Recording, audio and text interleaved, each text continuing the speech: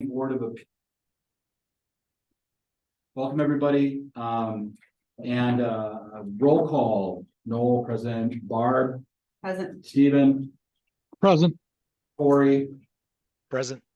Joshua, Present. and Benjamin's asked to be excused this evening, so not present. With regard to the agenda for this meeting of October 16th, 2023, is there an action on that agenda? Move to approve. Second. Any discussion? Hearing none, all in favor, say aye. Aye. Aye. Motion carried. With regard to the minutes, item D of the September 18th, 2023 meeting of the Zoning and Planning Board of Appeals. Is there a motion on those minutes? Motion to approve. Second. A motion and a second. Any further discussion? Hearing none, all in favor, say aye. Aye. Aye. Motion carries. All right, we are on to regular business. First up, Appeal 23-30, consideration with possible action on a variance request submitted by Samuel Luchahan. Sorry if I didn't get that right. Close enough. You can say it again when you get up front here. Applicant and property owner to request a variance to allow driveway parking within required setbacks of a 1 or 2 family residence at 550 Lorraine Lane. Would the petitioner please come and join us at the table here? Sure. Oh, and then we'll do this. Yeah, we'll do this. All right. So I'm gonna, before we get underway, I've got to read some stuff here to the record. So the Zoning and Planning Board of Appeals hears and acts on appeals for variances from city zoning code requirements. The members of this board are appointed, and the board acts as a quasi-judicial body during these appeals, which means that appeals are presented like a case is presented in court, and the board acts as the judge and determines whether to grant the appeal by a majority vote. For each item, we'll hear from the applicant and staff, as well as any additional witnesses where appropriate. If you are the applicant for an item on tonight's agenda, please come and take a seat when your item is called. It's also the goal of the Zoning and Planning Board of Appeals to provide and conduct a hearing that is fair in form, appearance, and substance. And to ensure that this hearing satisfies these goals, each member of the Board of Appeals, please confirm the following for this appeal by stating, "I confirm." I do not have a conflict of interest in this matter. I confirm. I confirm. I confirm. I confirm. I confirm. I have not received any communication from any person or party about this matter. I confirm. I confirm. I confirm. I confirm. As do I. All right, so we'll begin with staff perspective on this. And John, I'm assuming you're going to be the staff making this presentation? Yes, Do you swear or affirm that the testimony you're about to give will be the truth? I do. Great, take it away. All right, so we're here to look at variance for 550 Lorraine Lane, which is a single family home. Looking at expanding the driveway into the required front yard setback. So as noted, driveway shall lead from the public right of way directly to the garage opening, plus 24 inches to either side of said door or to a legal surface parking space.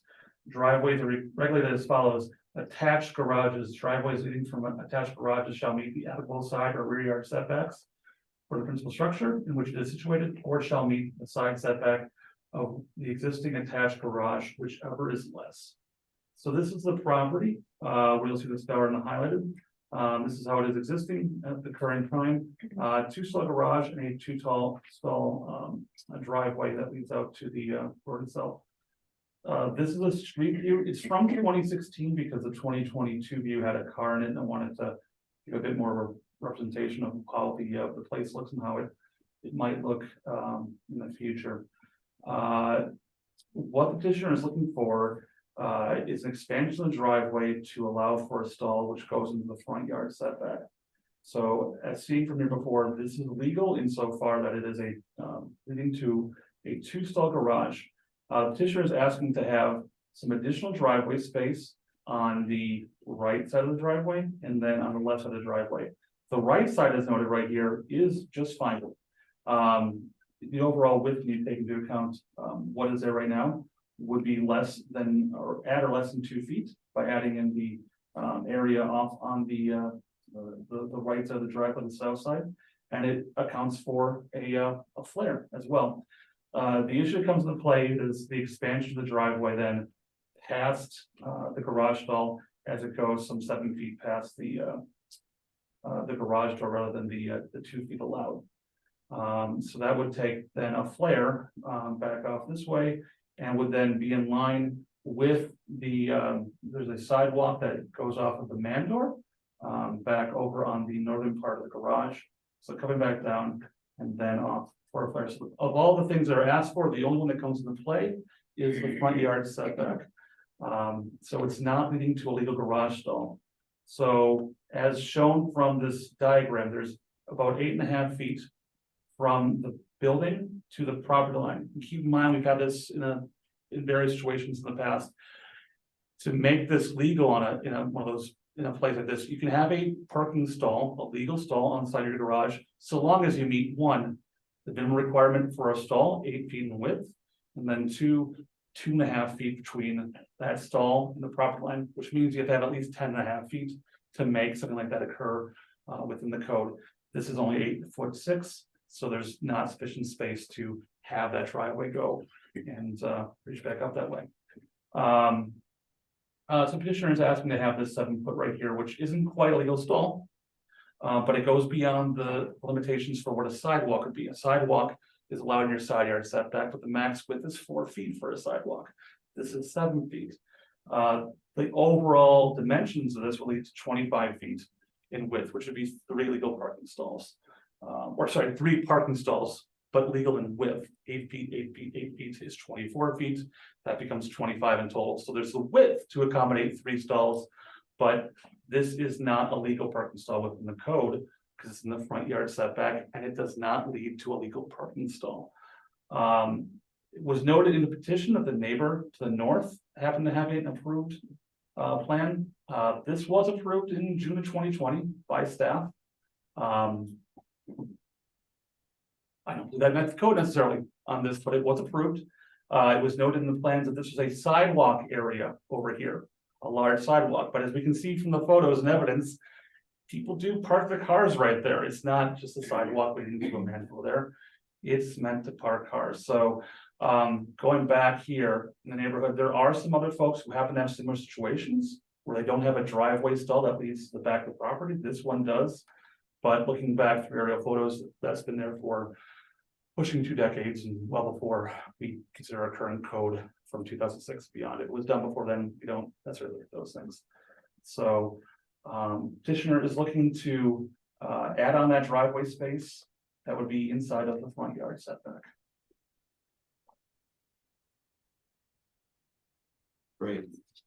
Thank you for that. Does anybody have any questions for staff? Go ahead. I do.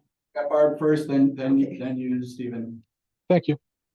Is there a way to make it legal? Right, the way to make it legal is if you're leading to a legal parking stall. Legal parking stall is either you get that drive lane to get into the backyard or to the one stall alongside of a attached garage. So if this were bigger, This were a wider lot. And then there was an act, and then you put that driveway, that parking stall back alongside. Yes, that would be legal then, but it's just the lot is not. The house and the lot dimensions where they are right it's now. not wide enough to. It's not wide enough, allow no. that. No, So the only other option is to put it where. it's to request a variance to improve a hardship, yeah. Stephen? 2 questions then. First, on this particular one, let's say just in theory, the petitioner was to simply extend the sidewalk down to where the taper is or close to it, and then pour a separate piece of concrete for the rest of the parking stall. Is that just sophistry on my part, or? So the petitioner can put in so it's 3 foot 8 inches or so, for a sidewalk area. It can go down, but what has to be avoided here is the actual intention of putting in a parking stall. So there can be a room to the 4 feet being the max, so 4 foot of sidewalk within the side yard setback. So you can put a 4 foot sidewalk in. Let's see if we can also see it on around this area. That's allowed. But as far as the driveway space, no, that's Okay. not. All right. And then the other question would be in the neighbors 2020, you said that was approved by staff, that wasn't a variance by this board? Correct. Okay. That's correct. The issue at play with this is the sidewalk is called out at 6 feet. It was called out as a sidewalk. But it was approved by staff. Okay.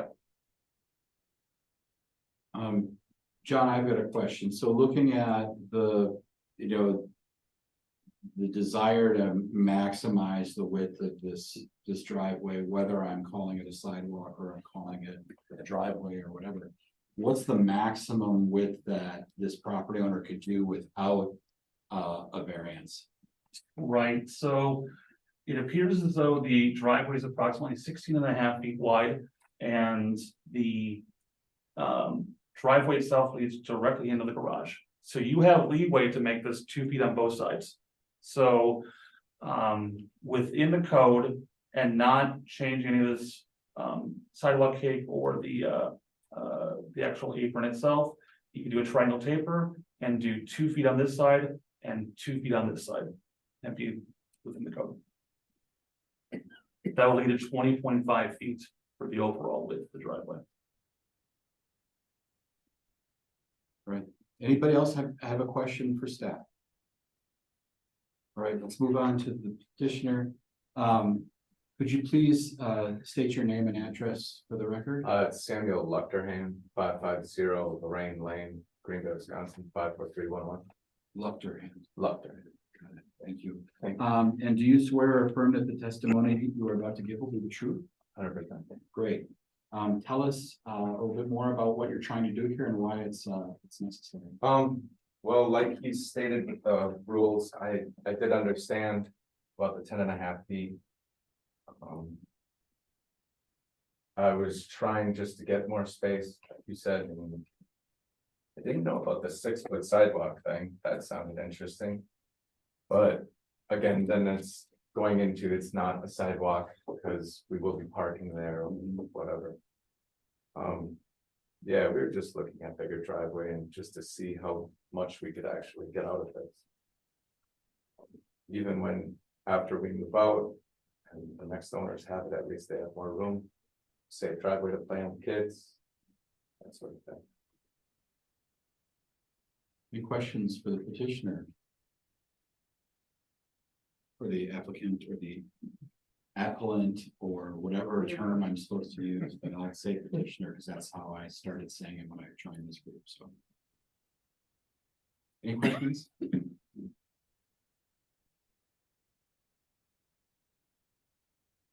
All right, well, with no questions, I think the group here will deliberate a little bit and we'll take some action. Thank you.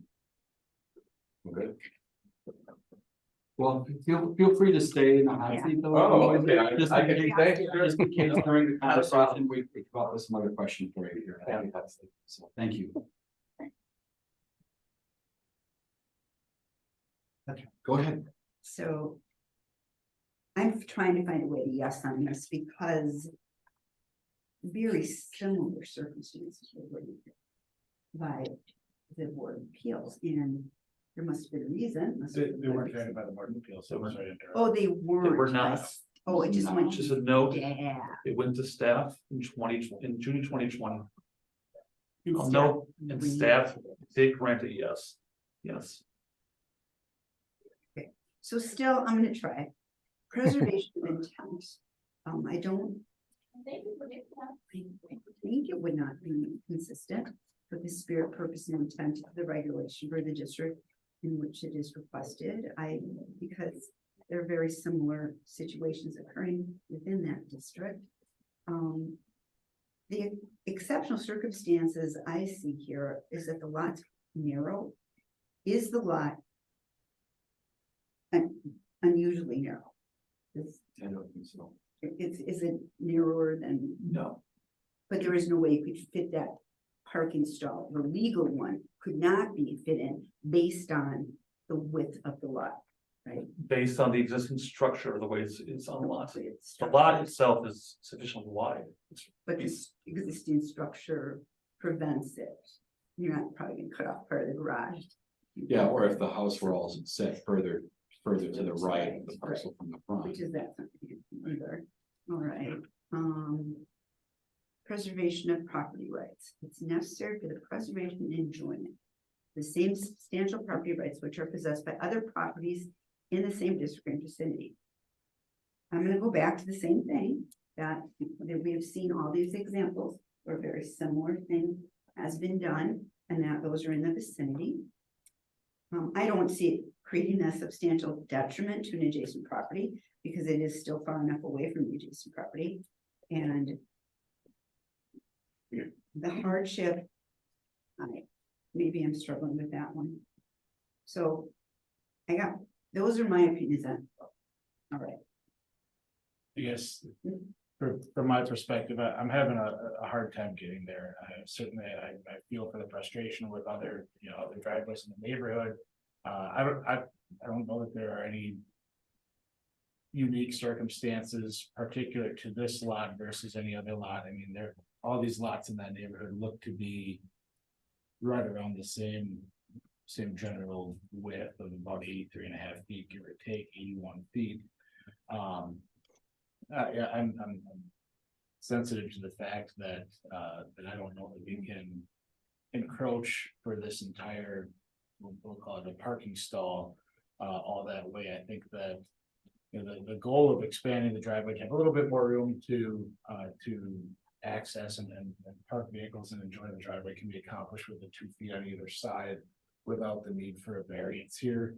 But I'm really just having a hard time getting there on the unique exceptional circumstances piece, as well as the property rights. I think that this is a garage that's or a driveway that's made to park 2 cars, and it's a 2-car garage. I think under the circumstances that can still happen in the absence of a variance here. So I wish I could get to yes, I just can't. Maybe, thanks for that input. Stephen or Corey, any comments or thoughts on this? Yeah, I mean, I'd like to get the yes on this too, but I can't fulfill the requirements for it, and this board has had other citizens who had poured something similar, had it ripped out because it's not within the code and there's no reason to give a variance for it. The 24 inches is great, but I mean, the house had 4 stalls when you bought it. It's unfortunate that it's situated with a lot like that, but it's not, this is a request we get a lot for these side yards, for these side driveways that don't lead back behind the house, and we've consistently turned them down. It's unfortunate that permission was granted for the neighbor's house. I am sensitive to that. I just can't make the justifications work. I'm sorry. I'm in the same boat as Stephen and Josh. Yeah, like you said, we've rejected these in the past, and it doesn't create any additional hardship or fit anything else where in this cases we've made exceptions. We have a question, if you want me to ask it first before you. Go ahead. So how do you feel about putting the 4 feet? It's fine. That would I be- understand, you and I understand everyone's Okay. comments. I just had to try. Okay, Yeah. okay, thank you. All right. Well, listening to the folks here, it sounds like there isn't a prevailing majority that's going to be able to find in your favor. So is there anybody who'd be willing to take an action or make a motion on this item? Since I led off, I'll be the bad guy. I will move to deny the petition for the reasons stated previously. There's I'll a I'll second. second. Nope. That's fine. Corey got it? Yeah. All right, we have a motion and a second to deny the petition. Any further discussion? Hearing none, all in favor, say aye. Aye. Opposed? Motion carried. Sorry. Sorry. All right, thank you. Thank you for your time. Thank you for yours. All right, item 2 under regular business, we have appeal 23-31. consideration with possible action on a variance request submitted by Robert Noack, applicant and property owner to request to exceed accessory building standards within a low-density residential zoning at 1570 East Mason Street. And members of the board, with regard to this request, can you please tell me, confirm or not confirm the following statements? I do not have a conflict of interest in this matter. I confirm. I confirm. I confirm. I have not received any communication from any person or party about this matter. I confirm. I confirm. I confirm. I confirm. Confirmed. Great. Thank you. If the petitioner would please approach, and we'll start again with John, with staff. John, do you swear or affirm that the testimony you're about to give will be the truth? I do. Please proceed. So the property that we're looking at here is a home in an R1 low density residential district at 1570 East Mason. What we're considering here are two different parts of the code itself. One is section 44-590 in general. In residential districts, design construction of any garage, carport, or storage building shall be similar or compatible to the design construction of the main building. The building materials, roof style, and colors shall be similar to the main building or shall be commonly associated with residential construction. The second is table 44-4, which states that the amount of accessory buildings you can have on a parcel is 2. So the applicant is here today. This is the property at 1570. For some context, across the street is that new Starbucks that went up, so this is by the East River. Yeah. So what you're seeing right here is the existing building with the driveway that goes back to the property, 2-story building. That's been gotten some paint job here recently. What we're seeing here is the carport that is in the back, along with 2 structures. So the applicant constructed a carport on the property without documentation for building approval sometime between 2014 and 2017. Based off the aerial images of the property, this came to the attention of the city because of a complaint in February 2022. So there's inspections, and the owner was ordered to remove the carport by March 15th of 2022. There has been no documentation from the city provided that this was approved, nor has there been any provided by the owner for this. The city approved the said carport. So the case has been cited in municipal courts. And the stipulation was noted that this has to come through for a variance as a last resort here. So the carport structure itself, going back to it, it's a pretty basic metal structure, which does not match the other buildings in the area. The existing primary building is a 2-story wood-sided building. The carport itself measures approximately 20 by 18 feet, and it appears to be on the side yard setback. But when talking with the owner, this could be shifted around a bit to make things work if a variance were granted on the side of the property. So we're not looking at that question at all. We are looking at the carport as far as its timeline here in the past and where we're at now. So there are 2 other buildings in the property that are accessory. There is a approximately 16 by 12 foot metal building and an 8 by 10 foot metal building on the property itself. Going back, Would you call those both sheds? they're both accessory buildings itself. Yeah, I mean, would a layperson call them sheds? It'd be a metal shed, yes, Okay. yeah. So as we're seeing right here, this is the property itself from back in the 2017 area. You can see the carport itself, and you can see then the 2 accessory buildings that are south of it. This is 2014, where we see a car and some other thing on the ground. The metal buildings are still there at the southeast corner of the property. And then this is back to 2005, where you have the 2 metal sheds. I bring that into case to note that we're not discussing those metal sheds. They are not conforming, but they're legal non-conforming because going back to what we said before, this is before 2006. It's before 2006. At that point, that was our last giant code change. If it existed before then, this now becomes a legal non-conforming issue for those 2 buildings. So they are there. But that said, you still have to let any improvements in the future. You need to keep up them with the existing code. And so, that's where we come to, today with, this carport. Insofar that it makes a third accessory structure at that point. And, the, design of it does not match, the surrounding conditions. So, I've just got a couple of questions. John, first of all, you said the two sheds are legally non-conforming, or these predate the last, code change.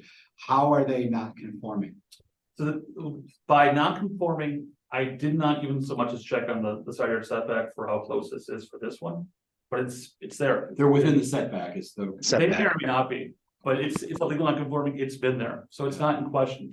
The second part of this is if you are a metal structure, or if it's a metal structure and it's over 120 square feet, it has to come in for a conditional use permit, and that never received a CUP to allow for a metal structure then on the property. So if we were starting brand new and fresh on this property and met all the other parts of the code, those two things might be in question for this building here. Because it's larger. It's larger than what's acceptable, and it probably is in the setback, but they're not, those two individual, looking through that lens, are not at the question here. The question's the carport. Yeah, I'm just trying to educate myself a little bit about this.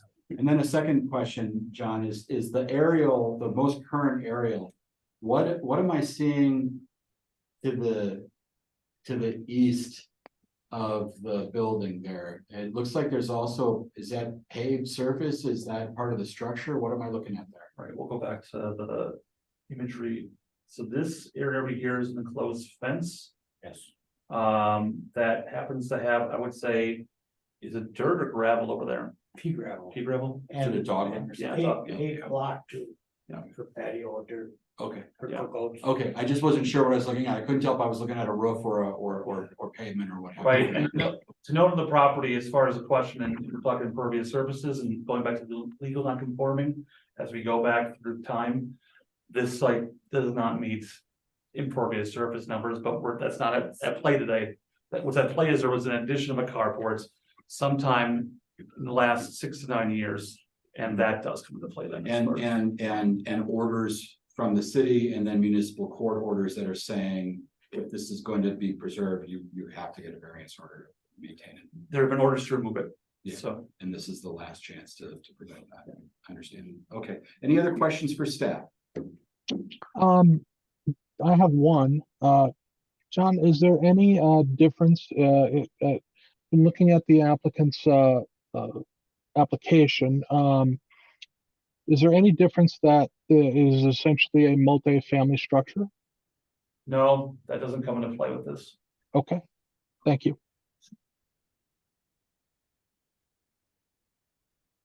Are there any codes related to if they were to build on to the house with a carport? No, because it would still be a detached structure itself. Okay, so, all right. You're right, an attached structure would be different. If it was actually Okay. a building. What if they lag bolted the carport to the building? Is it attached then? No. But I just I- want to I- understand your yeah. definition of attached. so. Yeah, no, Go ahead, Barb. So even if one of the sheds were taken out, it still doesn't meet the other piece of the code because of the materials it's made out of. right, so there's two things in question right here. Three One is, materials and one is what it's made out of. there are two, one is what it's made out of and Right. how it is comparable to the rest of the neighborhood and the building itself. The second is, there are 3 structures, yes. Right. Yes. So if one of those structures were to go away, then that component would be eliminated from. So then, and then if a person could remake the carport with acceptable materials or Or not, build a garage.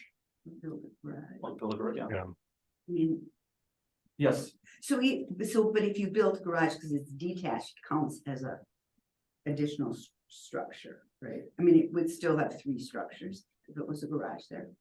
right, it was 3 structures, yes, right, the way that this is right now, yeah, 3 structures.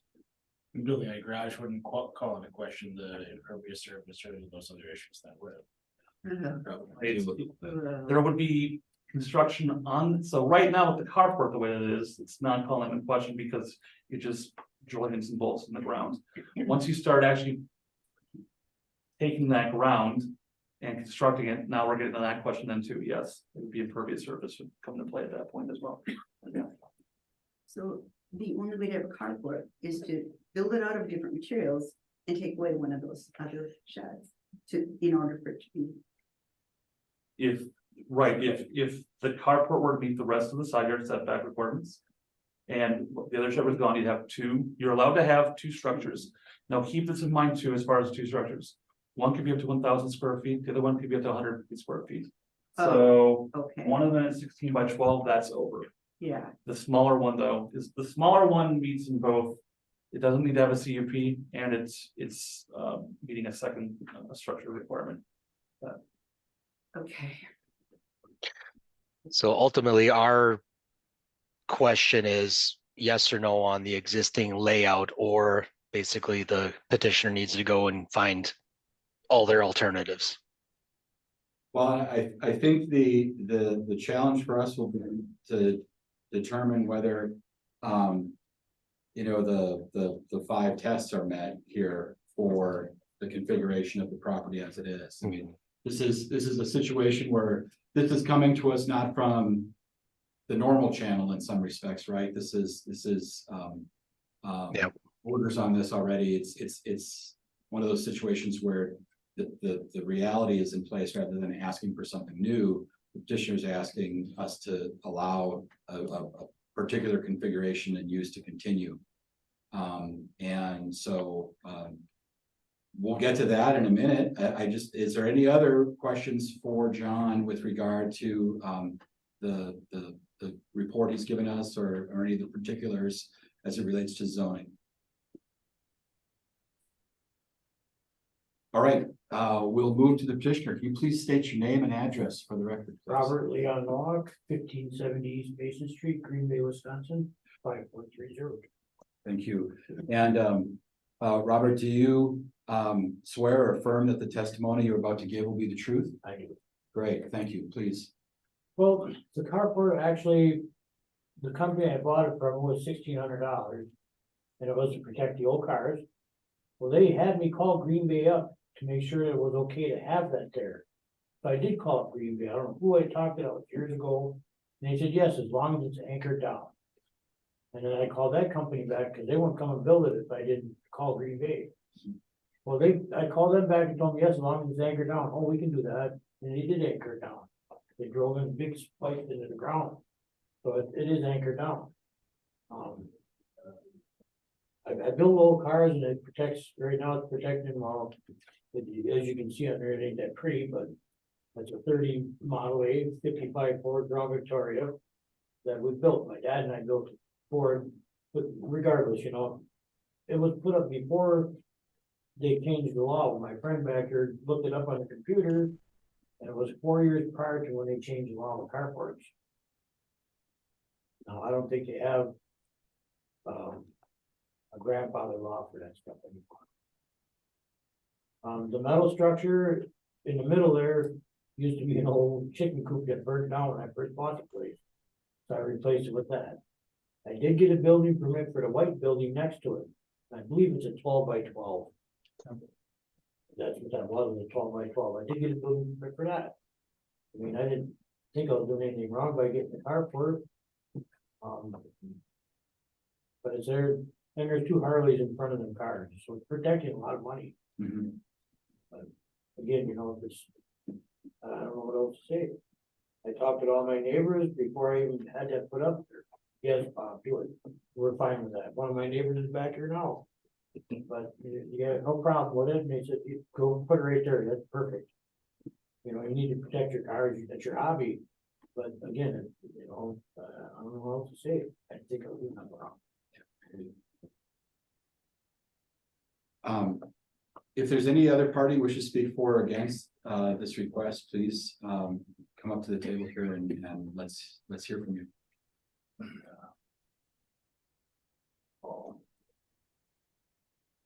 Name and address. Jim Tyrion, 840 Gross Avenue. 54304. And then Tim, we're gonna want you to have that laptop in front of you so that the people online can see you as you talk. Tim, do you swear or affirm that the testimony you're about to give will be the truth? I do. I've known Bob for 40 years. And he's always been working on older cars and everything. And I know his dad and him built the one car. And he just had that structure put up to protect them cars and the motorcycles. And the thing that I looked up on a computer in 2017 when they changed that law, the ordinance or whatever, and it should have been a pre-existing building. And then this year, we got paper from the city to remove it. That's where we're here for this. Does anybody have any questions for this witness? You just, was it, when you say the law changed, are you talking about a Green Bay municipal ordinance? Yep. Okay. Yeah, You it don't was, happen to recall what number that was? I didn't know. I know I looked it up on the computer and it's like, oh, well, they changed it in 2017. That's 5 years or 4 years ago, 5 years ago. When you say that they changed the ordinance, was it this specific chapter of the municipal code? Or was it just the zoning chapter was changed somehow in 2017? I think you're talking about zoning related to carports, right? Yeah, Yeah. something to do with the carports. They made it so you couldn't do it no more. And that one was already up. Any other questions for this witness? Thank you, sir, for being here. Take a seat and we'll hear from Rob. Name and address, please. Rob Allen, 1580 East Basin. Great. Rob, do you swear or affirm that the testimony you're about to give will be the truth? I do. Great. I live 2 doors up from Bob. Just when I got the letter in the mail, I just figured I would show up because I'm his neighbor. I do not care that it's the fact that he's works on his cars and people bother me. I can't see why it would be a bother to anybody else in the neighborhood. Great. Does anybody have any questions for this witness? All right, thank you so much. Take a seat. Now that I'm handicapped, I know much more to do with it. Yes, certainly. Questions for the petitioner? No, for John. Oh, for John, go ahead. Yeah, can you check on that law? I'm checking Okay. on, All right. everything from 17 right now. Okay. Any questions for our petitioner?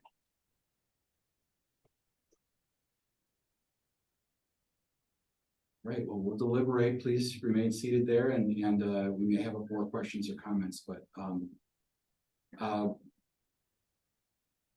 you know, I'm struck by John and your comments at the top of the presentation here, how we're not dealing with impervious surface, we're not dealing with, you know, the other 2 sheds and some of these other things because they've been, you know, they've been non-conforming since before the last ordinance changed, and now we're hearing witnesses say that maybe that carport was installed before an ordinance change that impacts it. Now, I don't know if that's correct or not. Obviously, there's some work to do, but I'm wondering if maybe we should just table this and allow some exploration of that testimony and its impact on this situation.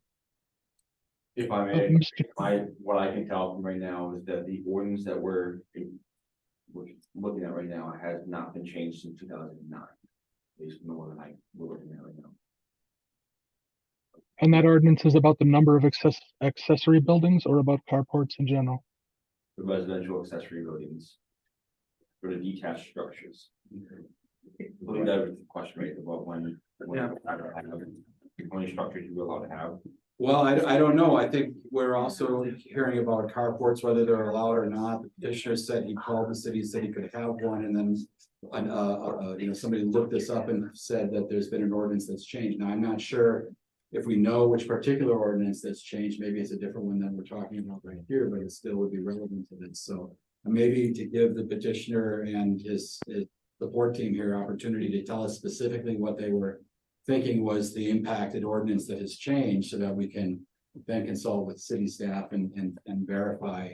That was changed at that time, no, it was not, or there was an ordinance change, but it has nothing to do with this particular situation, right? I mean, those are all possibilities, and there might be others as well, but I would just prefer to know that since it's been brought up before we would maybe spend that time deliberating. That's my perspective on it. I'll certainly be willing to be overrun by the rest of you if you feel differently about that, but.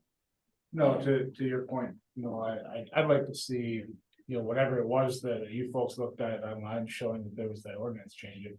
If there's something that you can print off or show us what you're referring to, I think I'd like to see it. too.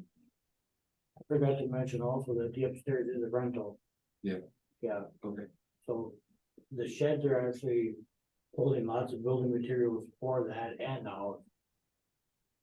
It's like you can't afford to go and buy it, your friend say, hey, I got this, can you use that? Sure. I sure can in the future.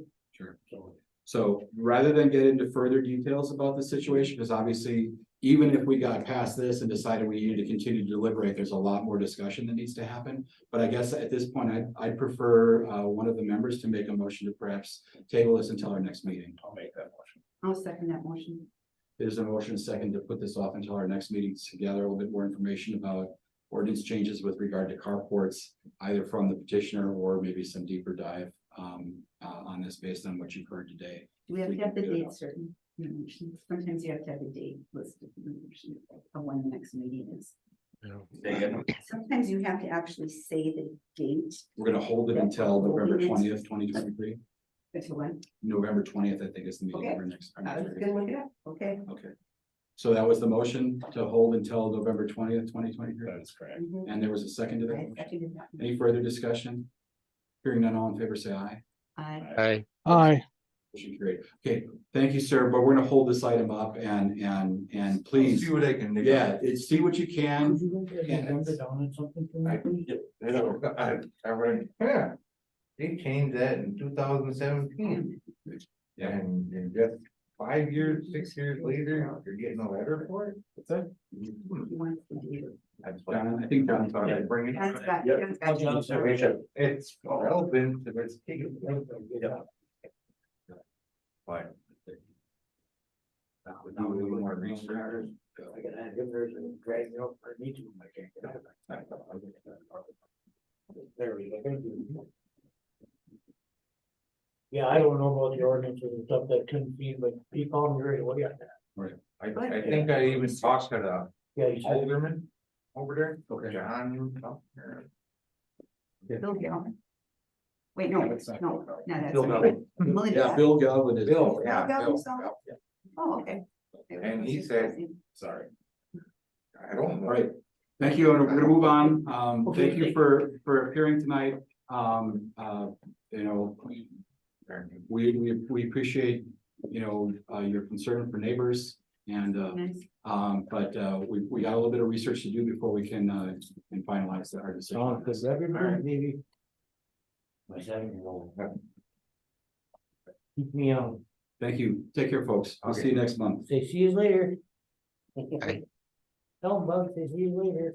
Right, and 10-year-old, well behaved as you are. All right, moving on to item 3, Appeal 23-32. Consideration with possible action on a variance request submitted by Jason Krish of H.J. Martin and Sons applicant and David Martin. Of E&P Properties LLP property owner addressing variances related to driveway entrance distance for multifamily, mixed-use, institutional, commercial, or industrial uses along Western Avenue at 1598 and 1609 Western Avenue. Gentlemen, please join us here at the table. Before we begin with you, we'll hear from staff. And we gotta do the, thanks, Barb. See, that's the role of the vice chair is to remind the chair that they're forgetting to do the I confirm bit. Regarding this matter, members of the board, please confirm the following if you're able. I do not have a conflict of interest in this matter. I confirm. I confirm. I confirm. I confirm. Confirm. I have not received any communication from any person or party about this matter. I confirm. I confirm. I confirm. I confirm. I confirm. Now, I'm stating that I confirm that I do not have a conflict of interest in this matter. I do periodically engage and purchase materials from H.J. Martin and Sons.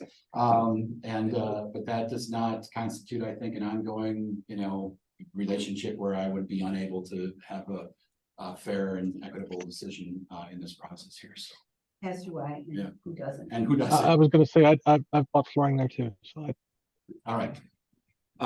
Okay, John, do you swear or affirm that the testimony you're about to give will be the truth? Yep. Go ahead.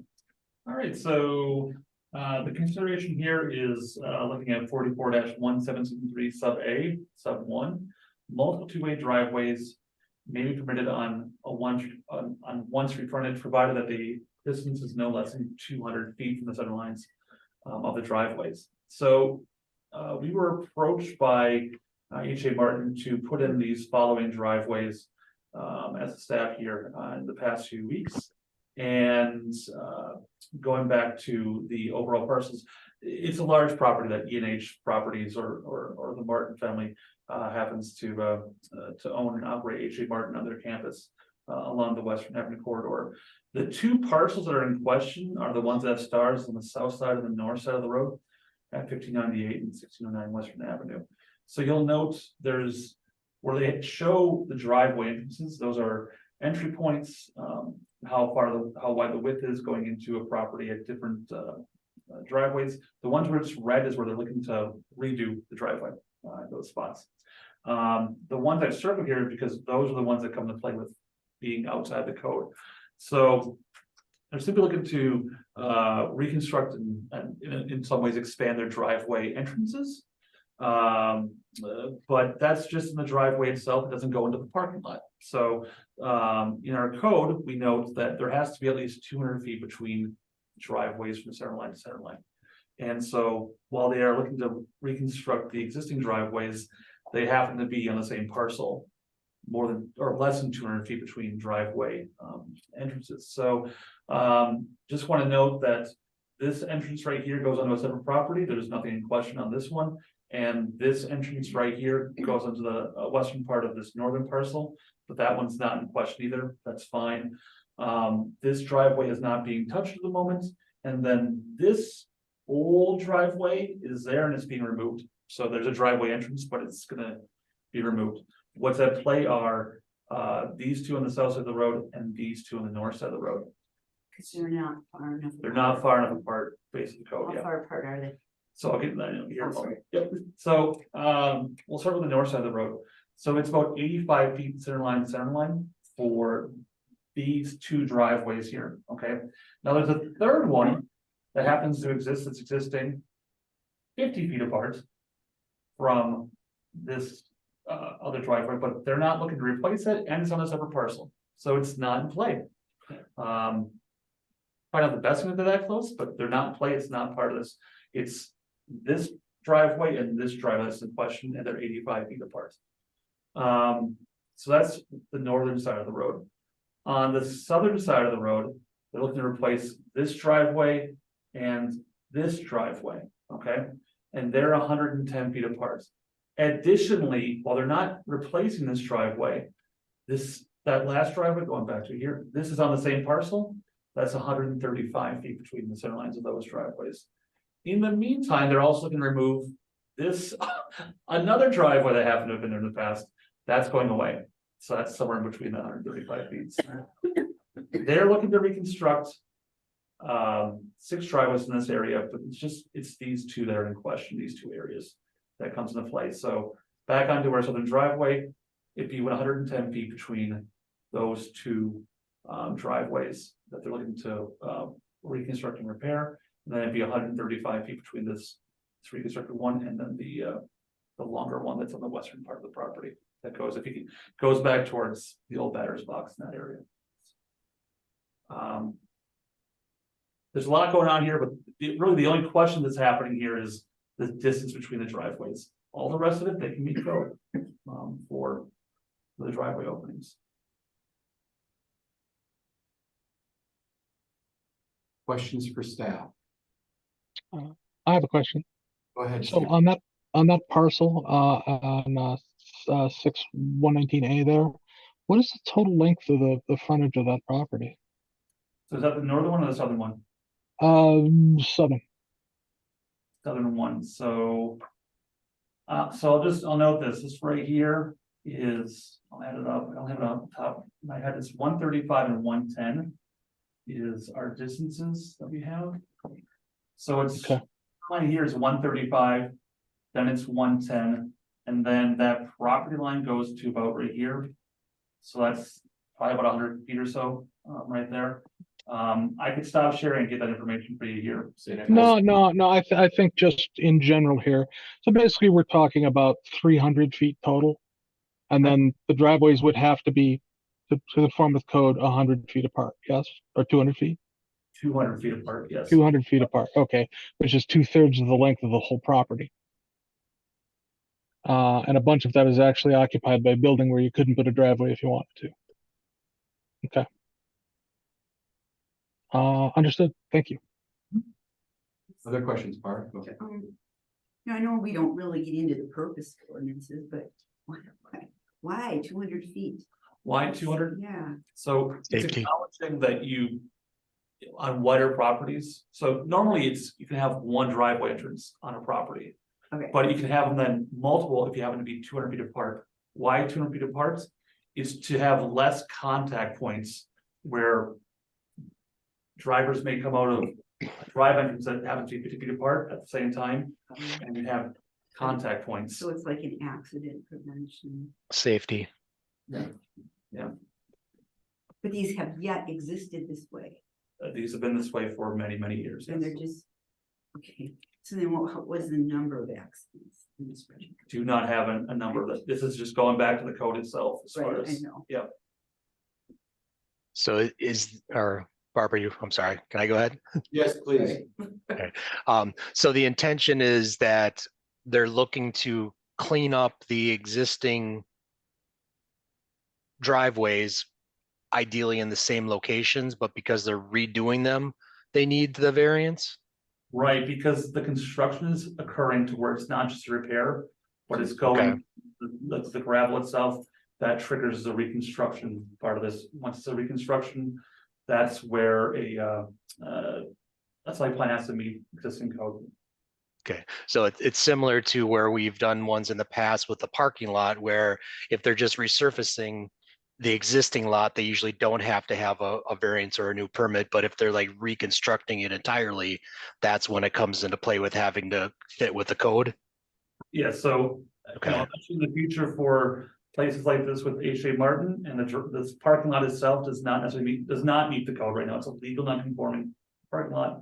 But if they do the general maintenance on the parking lot, i.e. not getting down to the gravel, but they're doing coating, things of that sort, that is fine, it's legal. But if you disturb more than 500 square feet of a parcel, in the parcel itself, that's where our legal non-conforming goes away. It has to meet with the existing code. Are we aware as far as like what type of like accidents or traffic issues happen here on Western with regard to the current situation? Like, I mean, does it being less than the 200? I mean, it's been established obviously for many years that where it is, do we see any additional accidents in this area or any other additional traffic congestion in this area related to what happens here? Right, this is not data that is hard data, but as far as just hearsay, there's nothing in particular about this corridor that's any more difficult or challenging than, or noteworthy compared to other places. Okay. I have one more question, John. What is the maximum width you could have in a single driveway? Let's say that this was just all curb and you wanted to put in a single driveway. For a commercial industrial use like this, how wide a driveway can they put in? They're asking for that right now with these reconstructions, so it's 40 feet at the curb itself and 30 feet Okay. away. And that's why you're seeing about 40 feet in here. All right, yep, okay, These are gotcha. traffic areas. You'll note there's a 35-foot one down on the down to the east. It's not as heavy truck traffic down there. These other places, it leads to industrial trucking areas. So staff felt it was acceptable to have 40 feet wide. Thank you. Any other questions? For staff? All right. Please, if you're gonna give testimony, please give us your names and addresses. You can use the word address if you're just representing the. Perfect, thank you. My name is David Martin. I'm at 320 South Military Avenue, and with me is Jason Frisch, same address, 320 South Military Avenue. And for each of you, do you swear or affirm that the testimony you're about to give will be true? Yes, Yes. Great. Go ahead and tell us about the situation. thank you for having us, and John, thanks for putting the presentation together. Also, thank you for your loyalty, you know, purchasing everything great. My great grandfather started in his garage on Maple Street, and every sale is really important to us, so it does mean a lot. We started in the bathroom. One good job leads to the next. The reason why we're here today is we're looking to improve the properties like we've done over the course of time. Seaway is unfortunately, and fortunately for them, but unfortunately for us, is moving away out of the area. They're building a brand new facility in Wrightstown, which we're happy about their growth. So we are going to be backfilling their space at 1609 Western Avenue. And what we're going to do there is put more offices and conference room spaces for our glass and glazing department, our drywall and ceilings department that's growing. But the first step in order to do that is we need the driveways to function properly. And right now they do not, based on the slope standpoint. And there's a lot more semis that utilize the buildings than were originally planned for, in my opinion. So based on that, we need to improve these areas both for slope and safety, because it seems like the intersection on Western and Military Avenue does get congested because in this picture that John shows, the semis have to back in, which creates, you know, just a little bit of a traffic jam. And if they were widened, I think it would flow better and a lot of customers would be happier and just people living on Western Avenue. So that is the main reason why we're here today. We met with John Leroy and David Buck, and if approved, the work would be done with a city approved contractor, and Jason would run the project, and you know, we can answer any questions. Any questions for the petitioners? You mind if I add? Go ahead, go please. Sure, Yes. so, I'm gonna be running this by. yes. Yeah. So these parcels, some of these were also merged from the campus being enlarged. And so with that being said, some of these that were existing are now going to be trying to conform it closer to conforming. So like the one that is on the south side, there is one that's getting removed to the west of the 40-foot right there. So now what is currently 4 is going to go down to 3. On the same thing with the other parcel, there's the one that's that across the street right there. Nope, across, John, right there. That one to the east of that 35 feet is also getting eliminated. So, and what's misleading about that one is that you would think that that 35-foot would be for the main office. And it just so happens to be because the survey lines were scooped off. So that's why it falls into the other parcel. So technically, as you can see from even the blacktop use, it's used for our office. That's the intended use of this space. And it also keeps, because the only other entrance on that side for the office is right off the corner. And that's not exactly safe transition. Yeah, exactly. So now getting it further away and in a straight line where it's intended to be used and has been getting used is what the intention is.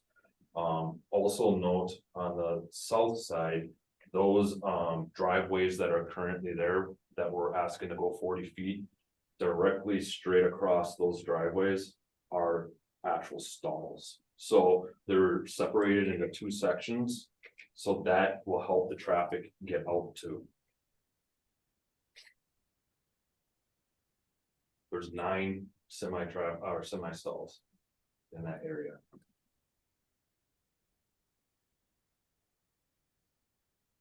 Questions for our petitioners?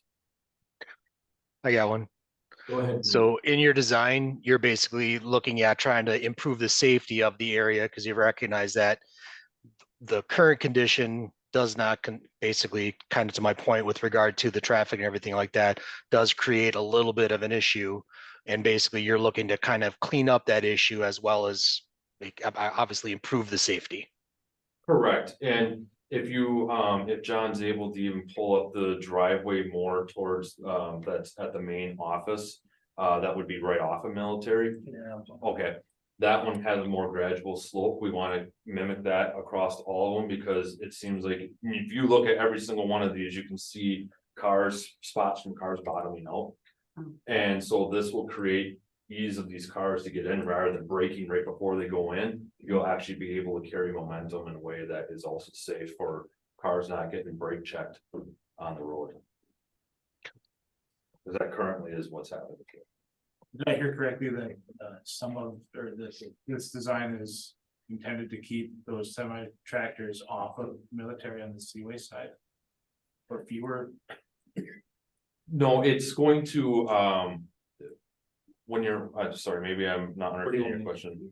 Oh, yeah, right there's that entrance. You see how that's a more of a gradual slope? And it goes into the blacktop, and so we're trying to mimic that across the R1. So like if you went further down the road, the next one, you'll see that it's all scratched up because they're all so steep. That wasn't. Yeah, so you're talking about Seaway back then? Yep, sorry. I thought I heard somebody say that, and maybe it was David mentioned that, that this design was to get some of the semis off of Western. Oh, backing into it, yes, Right. yes. So all the backing can now happen on this property through this design. Correct, you'll have more of a turn, then that's part of the widen it to the 40 feet too. So then that way you got more of a turn radius to get in. And then back into your spots. So the turns will be quicker, easier to do.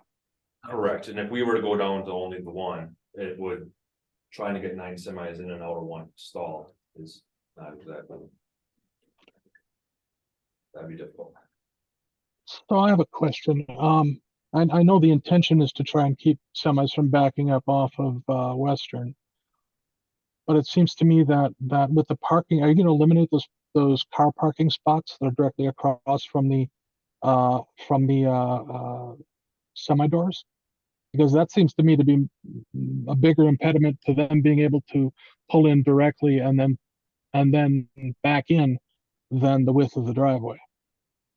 Because the way I look at it right now, if you've got a semi driver, he's going to have a much harder time getting in there and turning it, no matter how wide that driveway is, because you're parking cars in the spot where the semi would need to be able to maneuver. We plan, because of Seaway leaving, there's gonna be less reliance on office, so we plan to either eliminate or reduce those number of stalls. Then you'll still need 2 driveways if you eliminate those. Yes. Why? Why? Because So you put one driveway right in the middle where those stalls are, eliminate the other 2, and eliminate all those stalls. we ideally would like to keep 2, just because of. There's 9, yeah, 9 semi-traffic spots that's so Okay. 2. And where they're located, you can see where John's got it right now. They are directly in front of each of those spots too, for ease of pulling out also. And there's a bit of distance there. It's not like they're right up on top of those stalls. No, they're not, but if you pulled in, without backing in, you'd need a place to turn around. And that's kind of my point here. I don't see you actually preventing trucks from not backing in off of Western by just changing the width of those stalls. Will it be easier? Sure. It'll be faster. And that's worth something. But I'm struggling to come up with the idea here, that this is a problem you can't solve with a single driveway. Well, rather than, we're looking at that right now, Stephen. Let's save some conversation around that for our deliberation. Is there any other specific technical questions or other questions that we need to ask to gain information from the petitioners at this time? All right, thank you, sit tight. Now we're gonna deliberate here. Thoughts on the test that we're considering relative to this request? I'll take number 4. I do not see an absence of detriment. I mean, absence of detriment. Yes, there is an absence of detriment. It will not create a substantial detriment to adjacent property. It will not materially impair the contrary to the spirit, purpose, intent of this chapter of the public interest. So I definitely can say, yes, I don't see a detriment to this at all. In fact, increases safety. Well, if we're taking this one by one, I think that there are some exceptional circumstances and that this is it's unusual, I would go so far as to say a unique property in that part of Western Avenue where you've got the transition from residential apartment living into the commercial district. So I think as that transition's happening, that both of the parcels on the north and south side of the street are unique in that particular area that don't generally apply to other properties in that stretch of Western Avenue. I would agree that the way the ordinance is written really did not have this kind of density in mind. I mean, it would be difficult to fit 2 driveways on this and be conforming, let alone 3. And I see a future variance coming for the other driveway when that needs to be reconstructed as well, because there isn't a lot that can be done there. So what are we down to that then? Preservation of property rights? 1, 2, and Yeah, rights is 1, 3, and 5. 1, 3, and 5. Sorry, 1, 3, and 5. Yeah. Can we put them back up there? I want to look at them, sorry. There you go. John's got a comment, John. And just to note, this is one part of the code, it's 2 parts. You know, the north side was a parcel and the south side's a parcel. So we didn't want to really separate questions, but they are 2 separate ideas to consider. But it's just one appeal. It's one appeal, it's one code, but it's 2 different sides of it. So there's the section on the north side, there's a section on the south side. Okay, so They may have the exact same arguments. People who have commented at this point, were you commenting in terms of both sides of the street? I think I mentioned south and north, but yeah. I would add to the exceptional circumstances conversation. I think not only we've got an intensity of use here that's not that's certainly permissible, but not consistent with some of the other uses that makes this a little bit of a different thing. You've got a mix of both office as well as industrial uses and a fairly organic growth pattern in the way the site has evolved over the years and your uses of it, including stuff you're talking about changing right now with the other folks moving to Wrightstown. So if you were starting from scratch, you may not lay this place out quite like it is now. So this is what happens when you've got a business that grows and accumulates other holdings and expands and makes things work. You end up with something that's kind of a unique critter, and I think we're seeing some of that here in the results of this work. Does anybody have any comment with regard to preservation of intent?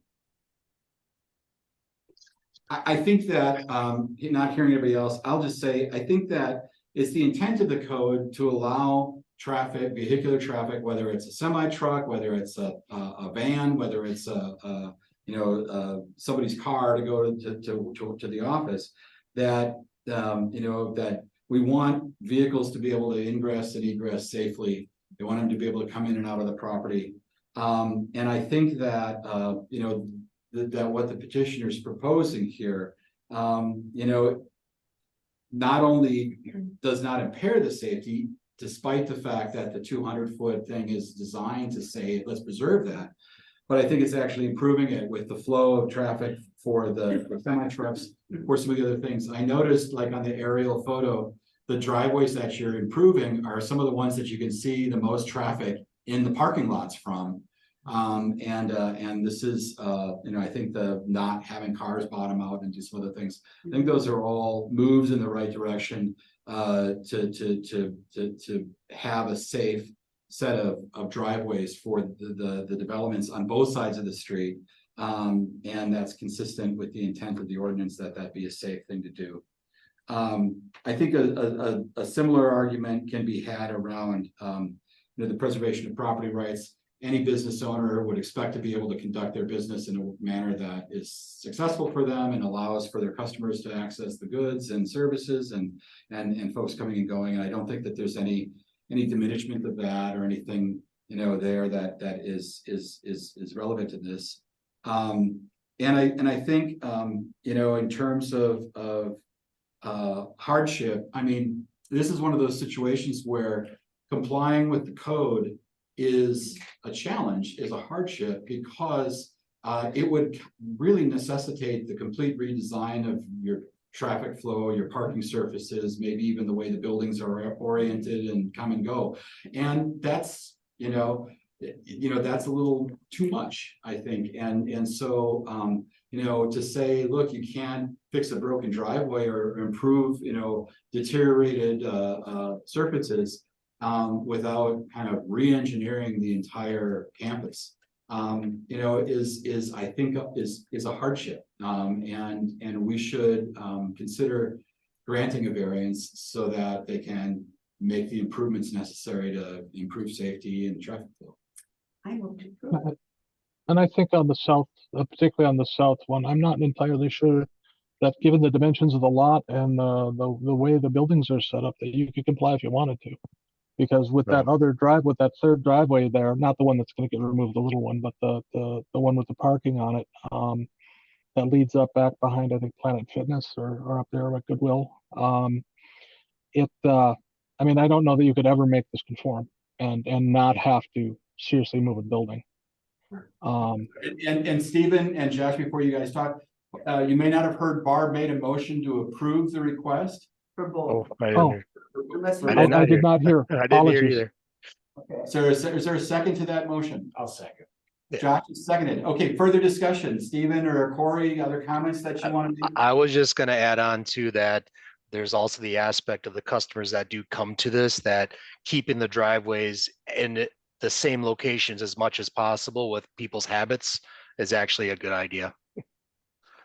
I guess it was more of an observation than anything, but as far as this property, I don't think that that this is a self-imposed hardship. It seems to me like the Seaway property is imposed by some prior owner, and these current owners are trying to make it go of what was already handed to them. Great. So hearing this board find that all 5 tests for consideration of granting a variance have been met and a motion then made accordingly. And there's no further discussion. Let's hear all in favor signify by saying aye. Aye. Aye. Aye. Motion opposed? All right, you got your variance as requested. Thank you. Thank you. Very much. Thank you. Thanks, guys. All right, the next date of our next meeting shall be November 20th, 2023, coming up in just a month. And if we have no other business, and it doesn't look like we do, I would entertain a motion to adjourn. The motion to adjourn, is there a second to that motion? Second. All those in favor say bye. Bye. Aye. Bye. I will not be entertaining stuff. Okay.